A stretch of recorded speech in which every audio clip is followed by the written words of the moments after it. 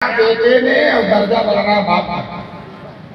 ڈنڈا کھانے کا مطلب یہ جو بچے حافظ ہوئے ہیں آسانی سے نہیں، فجر سے 1 گھنٹہ پہلے، فجر کی اذان سے 1 گھنٹہ پہلے یہ اٹھ جاتے ہیں اور ان کے استاد محترم بھی آ کر بیٹھ جاتے ہیں اور اسی وقت سبق یاد کر کے سناتے ہیں اور استاد کے سامنے سناتے ہیں۔ مفتی راشد صاحب دامت برکاتہم عالیہ، ایک غلطی تو معاف کر، نائب محتمیم دارالعلوم دیوبند، تھپڑ ہی لگاتا ہے۔ تو ہمارے استاد محترم مفتی سعید صاحب رحمۃ اللہ علیہ فرماتے تھے ڈنڈا کھایا حفاظ کرام قرآن شریف مکمل ہونے والے باپ کا درجہ کیوں بڑھ 8 رہا؟ افراد۔ باپ نے قربانی دی ہے، باپ نے اس کو انگلش میڈیم میں نہیں بھیجا، باپ نے اس کو سرکاری اسکول میں نہیں بھیجا، باپ نے اس کو سڑکوں اور گلیوں پر آوارہ گھومنے کے لیے نہیں چھوڑا، باپ نے اس کو سعودی عرب کمانے کے لیے نہیں بھیجا، بلکہ باپ نے مدرسہ قاسمیہ انوار العلوم میں لا کر داخلہ کرا دیا۔ یہ باپ نے قربانی دی ہے، آج قربانی کا پھل پانے کا وقت ہے۔ دوستو وہ لوگ جن کے 6 بیٹے تھے، 7 بیٹے تھے، ایک بیٹے کو حافظ جو نہیں بنایا، دستار بندی قرآن شریف مکمل کیے ہیں، کاش کہ ایک بیٹے کو حافظ بنا 8 دیتا۔ افراد۔ مسلمانوں آج موقع ہے، مدرسے موجود ہیں، چچے پر مدرسے موجود ہیں اور بڑی آسانی کے ساتھ حفظ ہوتا ہے۔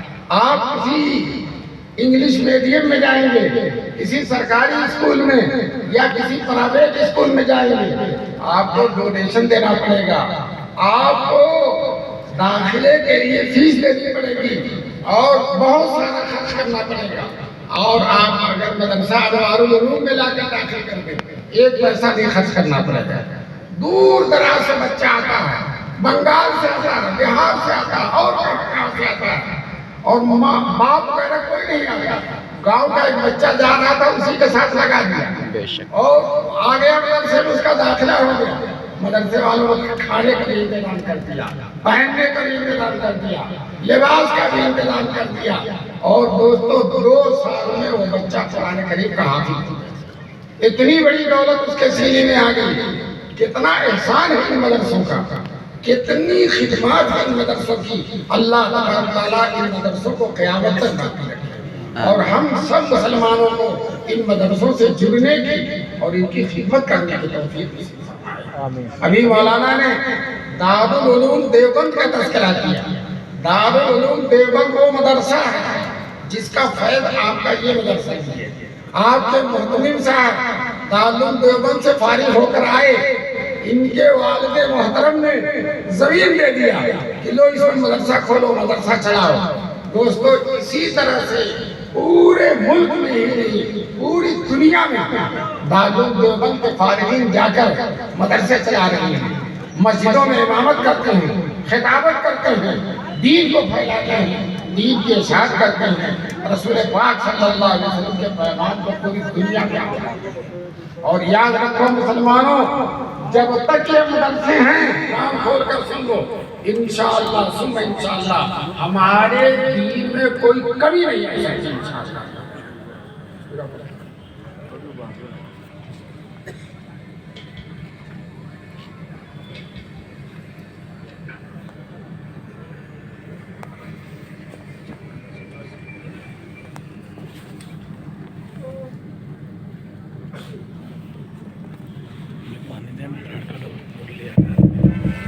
کئی دن سے طبیعت خراب ہے، نزلہ ہے، ہر جگہ مسجد مدرسہ اور دین کی خدمت انجام دے رہے ہیں۔ ابھی دارالعلوم دیوبند میں پیر ذوالفقار نقشبندی صاحب تشریف لائے تھے چند سال پہلے۔ وہ کہنے لگے میں دنیا کے تمام مسلمان ملکوں میں گیا، جہاں بھی گیا دارالعلوم دیوبند کا فیض ہر جگہ مجھے نظر آ رہا ہے۔ کہتے ہیں میں ایسی بھی جگہ گیا جہاں مکان برف کا ہوتا ہے، اس میں دروازہ بھی برف کا ہوتا ہے، تالا بھی برف کا ہوتا ہے، اور ٹھنڈک ہی ٹھنڈک، اور بہت پریشان، لیکن وہاں بھی دارالعلوم دیوبند کے فارغین جا کر مدرسے چلا رہے ہیں، مسجدیں چلا رہے ہیں۔ ابھی میں دارالعلوم دیوبند کے بہت بڑے استاد ہیں، حضرت مولانا نعمت اللہ صاحب جو شیخ الاسلام حضرت مولانا حسین احمد مدنی کے مائنات شاگرد ہیں، وہ ان کے ساتھ میں فیجی گیا۔ دنیا کا سب سے پہلا ملک، وہیں سے دن شروع ہوتا، سب سے پہلے وہی سورج نکلتا ہے اور دنیا میں سب سے پہلے فجر کی نماز وہی ہوتی ہے۔ دوستو چلتے رہے کئی گھنٹہ 14-15 گھنٹہ جہاز چلتا رہا، اس جزیرے میں اترے، چھوٹے چھوٹے جزیرے ہیں، دیکھا تو عربی کا مدرسہ بخاری شریف پڑھائی جا رہی ہے۔ ہم نے پوچھا مدرسین سے آپ لوگ کہاں سے پڑھ کر آئے ہیں؟ کہنے لگے دارالعلوم دیوبند سے پڑھ کر آئے ہیں۔ دیکھ رہے ہیں کہاں کہاں فیض اس کا پہنچا ہوا۔ جب انگریزوں کی حکومت ہو گئی تھی ہندوستان میں تو انگریزوں نے طے کر لیا تھا کہ ہم کو اسلام نہیں رہنے دینا، قرآن نہیں رہنے دینا ہے، کوئی مذہب رہے یا نہ رہے لیکن اسلام باقی نہیں رہے گا۔ چنانچہ انگریزوں کا وزیر تعلیم لارڈ مکالے نے اعلان کر دیا کہ ہم ایسے ہندوستانی بنائیں گے، ہم اسکول کھول کر، کالج کھول کر، انگریزی اسکول کھول کر ایسے مسلمان بنائیں گے جو صورت و شکل کے اعتبار سے ہندوستانی ہوں گے اور ذہن و دماغ کے اعتبار سے انگریز ہوں گے۔ ہم سارے ہندوستانیوں کو انگریز بنا دیں گے، اپنی حکومت کے نشے میں، اپنے اقتدار کے نشے میں، اپنے مال و دولت کے نشے میں اس نے اعلان کیا۔ دوستو دوسری طرف دیوبند کے بزرگوں نے اللہ قبروں کو نور سے بھر کر دی، حضرت مولانا قاسم نانوتوی، مولانا رشید احمد گنگوہی، حاجی امداد اللہ مہاجر مکی، ان حضرات نے اللہ کے بھروسے پر ٹاٹ اور بوریے پر بیٹھ کر اعلان کر دیا کہ ہم دیوبند کا مدرسہ قائم کر کے انشاءاللہ ایسے ہندوستانی مسلمان بنائیں گے جو صورت و شکل کے اعتبار سے ہندوستانی ہوں گے اور ذہن و دماغ کے اعتبار سے مکی اور مدنی ہوں گے، انگریز نہیں، مکی اور مدنی ہوں گے۔ میں مسلمانوں آپ سے پوچھتا ہوں، آپ مکی اور مدنی ہے ہو کہ نہیں؟ ارے ہو کہ نہیں؟ ہر مسلمان کہیں بھی رہے مکہ اور مدینہ کے لیے بےتاب رہتا ہے، کہتا ہے دکھا دے یا الہی وہ مدینہ کیسی بستی ہے جہاں پہ رات دن مولا تیری رحمت برستی ہے۔ دوستو دیوبند کا مدرسہ شروع ہوا، ایک مسجد میں ایک انار کے درخت کے نیچے، گرمی مئی کا مہینہ تھا، ایک استاد اور ایک شاگرد سے مدرسے کو شروع کیا گیا۔ استاد بھی محمود اور شاگرد بھی محمود اور الحمدللہ مدرسے کے کارنامے بھی محمود۔ اور جب شروع ہوا محرم کے مہینے میں اور رمضان آتے آتے دورے تک کی تعلیم ہو گئی، ایک استاد اور ایک شاگرد سے شروع ہونے والا مدرسہ چند مہینے میں اتنا آگے بڑھا کہ دورے تک کی تعلیم۔ اور طلبہ کہاں کے؟ صرف دیوبند کے نہیں، سہارنپور کے نہیں، مظفر نگر، میرٹھ، بجنور کے نہیں، کابل و قندھار کے طلبہ آگے، سمرقند و بخارا کے طلبہ آگے۔ دوستو اس زمانے میں نہ ریڈیو، نہ ٹیلی ویژن، نہ موبائل، نہ اخبار، لیکن اللہ کی رحمت کے فرشتوں نے ہر جگہ اعلان کر دیا، اے علوم نبوت کے پروانوں، چلو دیوبند میں علوم نبوت کا چراغ کر دیا۔ جھوک در جھوک طلبہ آنے لگے۔ دارالعلوم کا جو پہلا جلسہ دستار بندی ہوا جس میں حضرت مولانا قاسم نانوتوی جو بانی تھے، انہوں نے اپنی تقریر میں کہا کہ ہماری امید سے زیادہ اللہ نے مدرسے کو بڑھایا ہے، اور جب ہمارا لائیو چل رہا کبھی بھی لوڈ کر لیں گے، دیکھیں میں لائیو چل رہا۔ انہیں معلوم ہوا کہ دیوبند میں مدرسہ کھل گیا، وہ مکہ اور مدینہ سے واپس آ گئے اور دیوبند میں داخلہ لے اپنے عصائے مبارک سے نشان بنا رہے ہیں کہ مدرسے کی بنیاد نہیں رکھی جائے۔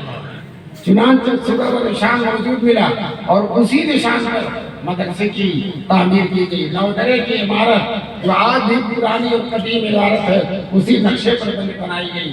چنانچہ حضرت مولانا ریاست علی صاحب بجنوری جو دارالعلوم دیوبند کے مائنات استاد تھے، اللہ ان کی قبر کو نور سے بھرے، وہ اپنے ترانے میں کہتے ہیں خود ساقی کوثر نے رکھی میں خانے کی بنیاد، حضور صلی اللہ علیہ وسلم نے نشان بنایا۔ اس کے بعد جب لوگ بنیاد پر پہنچے، سب سے پہلی مولانا قاسم نانوتوی نے میاں جی ملی شاہ سے رکھوائی جو دیوبند کے سید تھے اور جن کے بارے میں حضرت نانوتوی فرمایا کرتے تھے گناہ کرنا تو دور کی بات ہے، گناہ کا خیال بھی ان کے دل میں نہیں کرتا۔ یہ بزرگ ہیں جو سب سے پہلی عید رکھنے والے ہیں۔ دوسری مولانا شارح بخاری مولانا احمد علی سہارنپوری نے رکھی۔ تیسری قطب عالم مولانا رشید احمد گنگوہی نے رکھی۔ جو اصل بزرگ ہیں جو میر کارواں ہیں مولانا قاسم نانوتوی وہ دور کھڑے ہیں، आजदी और इंकिसारी बहुत पैदा अब मेरा वीडियो देखो। वो अपने को इस लायक नहीं क्या समझ रहे सोचते कि जी? मैं भी कुछ याद रखूं। मैं भी कोई हम नहीं ऐसे कहता। ऐसे आदमी हैं। लोगों ने बहुत इसरार किया, तो लोगों के इसरार पर दोस्तों वहाँ चौथी मौलाना क्या ले रहे हो, क्या? रहमतुल्लाह अलैह ने रखी।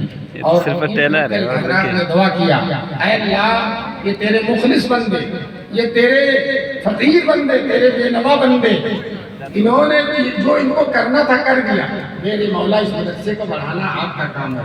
चुनांचे दोस्तों अल्लाह ने ऐसा कबूल किया, ऐसा कबूल किया, ऐसा कबूल किया कि उस मदरसे की बरकत से आज पूरे मुल्क ही नहीं पूरी दुनिया में चप्पे चप्पे के मदरसे खुले।